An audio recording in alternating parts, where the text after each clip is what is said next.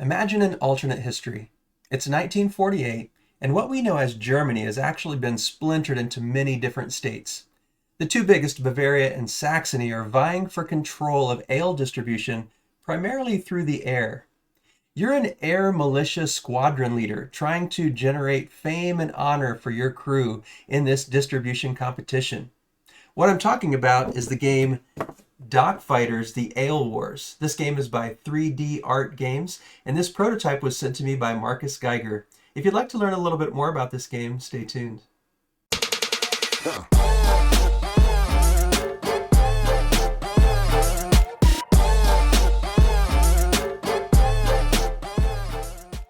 Dockfighters The Ale Wars game is an RPG-like aerial combat game that runs players through a sequence of scenarios in a campaign-style arrangement. You're trying to upgrade the pilots from beginners to ace pilots. You're trying to upgrade your aircraft so that they have greater maneuverability and greater weaponry, all so that you can become the dominant distributor of ale in Central Europe, in these great states that have been divided up from what used to be Germany. Now you can see some of what comes in the game here. These represent clouds so that you can see how the weather impacts the game. And the weather is controlled by rolling dice. You can see there's a variety of dice here that help with controlling the weather and movement of the aircraft and also combat. This shows you the direction that the wind is moving, but you roll the dice each round to figure out how the weather might be changing. And it doesn't just change in the direction that these clouds move, it also changes them sometimes from mostly broken up clouds and clear skies all the way to thunderstorms. And so depending on the weather, that might affect your ability to be effective in combat and to fly from place to place. Now there's also these unique airplanes that are magnetically attached to the bases. And the bases are attached to the planes by these different sized spacers. So you can add them and subtract them to give the plane different altitudes, for instance. And so, for instance, if I wanted to have this plane taking off, first it would need to be at ground level, and it would have to move along this runway. And at the other end, if all is successful, and I haven't had any problems in the process, now I would be at level 1, and I would be taking off into flight. Also with these aircrafts on the base, you'll see a colored strip. This one is red for an ace pilot. You can see this one is blue. We've got green ones over here. And you're going to be going from beginner pilots all the way up to ace pilots in this game as the rounds progress. You also see this dial that tells you the airspeed of the different planes. Now, as you're playing this game, you'll be combating with other aircraft, but you'll also be potentially, depending on the scenario, trying to battle against different things on land. And so there are a variety of different vehicles. You might have armored vehicles that you're trying to take out. You might have a variety of tanks that you're trying to take out.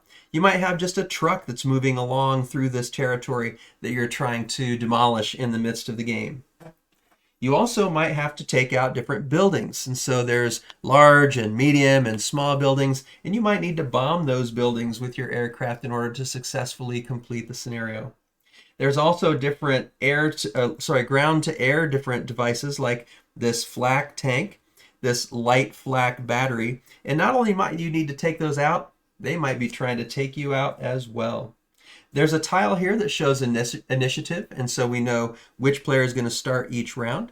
And there's also a bot called Conrad, and this shows you the direction of the bot. Now you can use the bot to play solo. You can also use it to play a cooperative game against the bot. Now, I won't go into all the rules of that, but I want you to know that that is one method of gameplay that exists. A lot of what happens is done through dice rolling. It's going to determine how the weather changes and how these clouds move.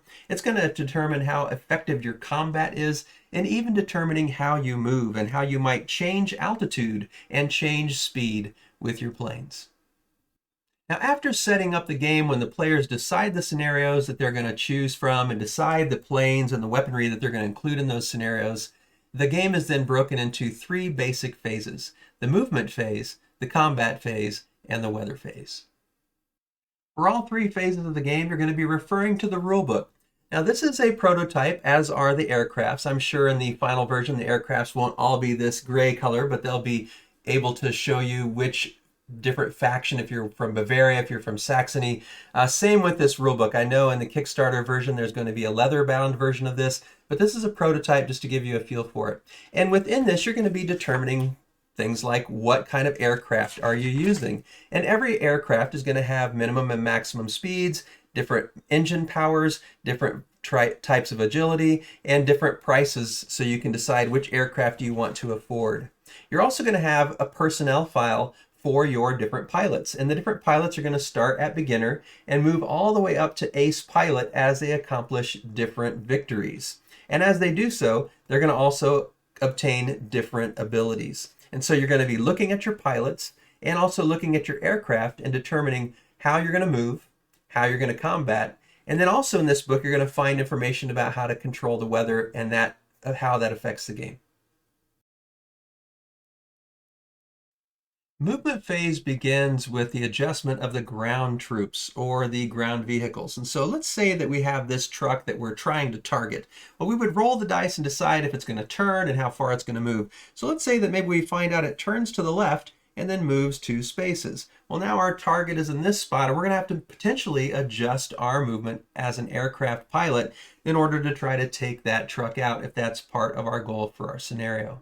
After the ground troops and objects have moved, then we go on to aircraft movement. Now, aircraft movement is determined by a few things. One, we'll have to look at the data for the plane. So if we are flying this Junkers 202 G1 bore, we're going to see it has a maximum of 6, which means we could move it 6 hexes across the map. It also has a minimum speed of 2, so as we make maneuvers, that could potentially lower our speed, and the speed again is registered on these dials. If it ever gets to below 2, then we're going to spin out and crash that plane. It also has an engine power. This one is an engine power of 2, meaning we could accelerate from our maximum speed of 6 if we want to at the beginning of that movement. We also have on this one an agility of high. That tells us how often we can turn. So if we look at this movement table, it tells us if we have a very low, low, medium, high, very high, or extremely agile airplane, some of them can only move on the 3rd hex of its pattern. Some can move only on the 2nd. Some can move on the 2nd and the 3rd, or 1st and 3rd, or all 3, depending on its agility. And so for this Junkers, having an agility that's high, it would be able to turn, move 2, and turn again. So if we had this Junkers plane with high agility and a movement of 6, we could choose to keep it at 6, turn, move 2, turn again, move 2, turn again. And we would be able to then potentially track down a target that we're trying to attack in the combat phase. In the combat phase, there are several things to consider, but combat always starts with the ground-to-air battle. And so if there are, for instance, flak tanks in play, they would try to attack the closest airplanes. And if there are airplanes that want to attack ground targets, they would do so at this phase. After that, we have the aerial combat. For aerial combat, there are a variety of things to remember, but let's just walk through an example. So here we have an inexperienced rookie pilot trying to attack this veteran pilot. We know this is a rookie because of the little green ring, and we know this is a veteran by the little blue ring. Now, there's a few things that you have to remember. For every aerial combat, 6s are always hits and 1s are always misses. However, there's ways to modify that.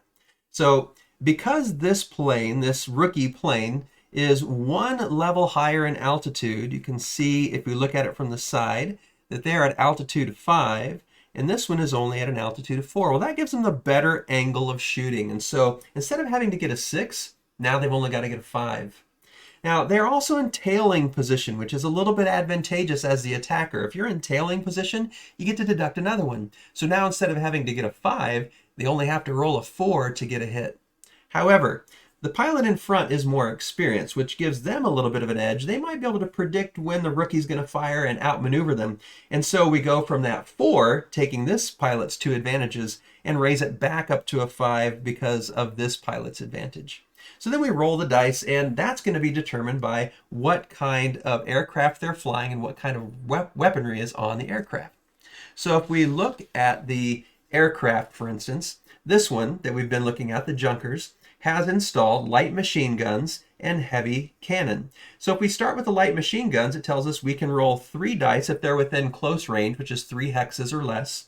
We can roll 1 die if they are in medium range, so that's 4 to 7, and we can't roll any die if they're beyond 7. So they have to be reasonably close for those light machine gun weapons to be effective. If they're firing their heavy cannon at close range, they only get to roll 1 die, but if they're in medium range from that 4 to 7 hex distance, they get to roll 2 die, and then if they're beyond 7, they get to roll just 1 again, up to 9 the distance. And so you decide based on the machinery that is installed on your plane how many dice you roll. Now you could also install several different types of weaponry in addition to the base weapons, but they are going to affect your agility and they are going to cost you when you're setting up your scenario. So you do have to keep that in mind. So let's say that this pilot was able to roll 3. They're using their light machine gun and they roll 3. So if they got a 4, 4, and 1, no hits. Unfortunately, their rookie status proved to be true. They couldn't quite hit. But let's say they rolled a 6 and a 5 and a 3. Well, they only had to roll a 5 or higher because they had an advantage of 2 and the expert only had an advantage of 1. So both this one and this one would be a hit. But just because there's a hit doesn't necessarily mean there's a damage. So that's when we go back to the markings here. Now we roll again. The 2 that were hits, the 5 and the 6 here, I'm going to re-roll for that light machinery, and they need to be a 6 in order for me to do damage. So I roll again. I had 2 hits, 4 and 2, no damage done to the plane. Now if they were hits, then we would look and see, well, what kind of damage is done? And that's tracked here on this. Now, as the damage gets done, that's going to affect potentially the pilot, potentially the flaps, and that could adjust the agility or the speed of the plane, all kinds of things. It could even kill the pilot and end the game for that plane and pilot altogether. So that's a brief overview of the basics of how combat works. There's a few other things to consider. For instance, if you're shooting through a cloud, that's going to give you a hindrance. If you're dropping bombs, it's going to change. If this fighter pilot were attacking this one, because this is such a big target, not only do they have this ace experience level here, they also would get to re-roll their dice because the target is so large. So there's a lot of different little rules to keep track of, but they're all pretty common sense. Like if you raise an altitude, that's going to slow you down, but if you drop an altitude, you're going to speed up a little bit. If you have a big target, you get to re-roll because it's easier to hit. If you have a small target, you're not going to be able to re-roll, and in fact, you might have to only roll 6s in order to score a hit. So there's pretty common sense rules that fit all of these different variances in the combat systems. You track everything on your papers, and so you're knowing when those fighter pilots are being knocked out of the sky and when you might become claimed as the victor. At the end of combat, you're going to register the fire discipline, and that's going to be based on both the pilot's experience and the weapons used. For instance, if an ace pilot is using a heavy cannon, they just need to roll a 3 or higher to not overuse the ammunition, and there's no penalty.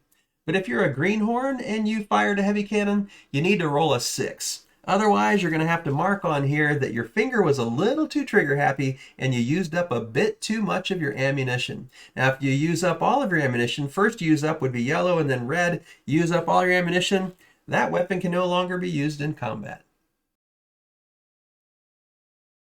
The third phase of every round is determining the weather, and you're going to take a die and roll it. If you roll a 6, the weather gets 1 worse.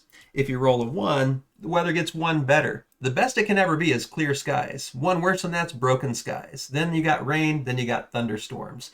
And then after you've rolled that, you're going to also then determine, okay, if it's a 1, it's better. If it's a 6, it's worse. If it's in between, it doesn't change. But that also tells you how the wind is going to adjust. If it's a 1 or a 2, it's going to turn 1 notch to the left.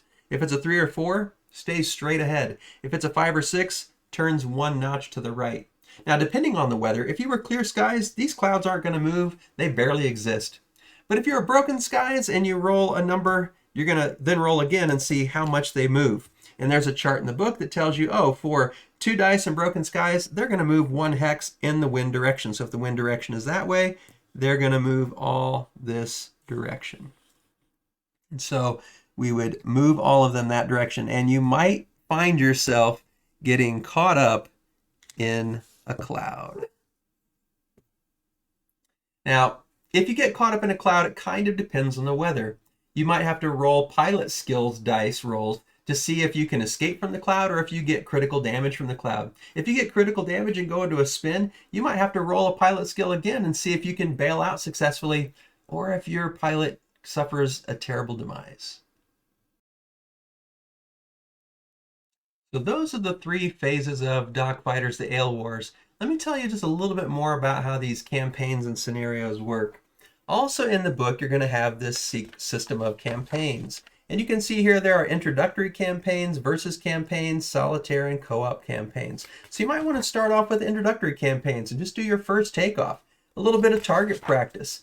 Ground targets, airships, just learning the game by taking on these different little campaign strategies to learn the strategies of the game.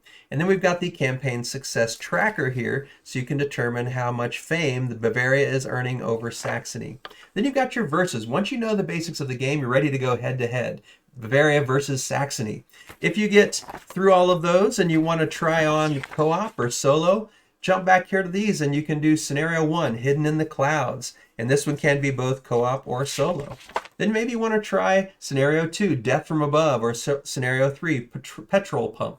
All these different campaigns are included in the system, so you can get all kinds of experiences playing Dockfighters, the Ale Wars. So there you have it. That's a quick preview of Dockfighters, the Ale Wars game by 3D Art Games and Marcus Geiger. Now keep in mind, this is an active Kickstarter and this is a prototype of the game. So you'll want to check out the link that I have down below to the Kickstarter project page so you can see how all of these different features, while they're represented here in their style, look much better in the final form, and you can really see what the Kickstarter project is going to have to offer. I do know that even on this Kickstarter project, they're offering an additional opportunity to invest in a 3D terrain board, which could be used with Dockfighters or other games potentially. So check out the link below if you're interested. And as always, thanks for watching. This is Billy Indiana, signing off.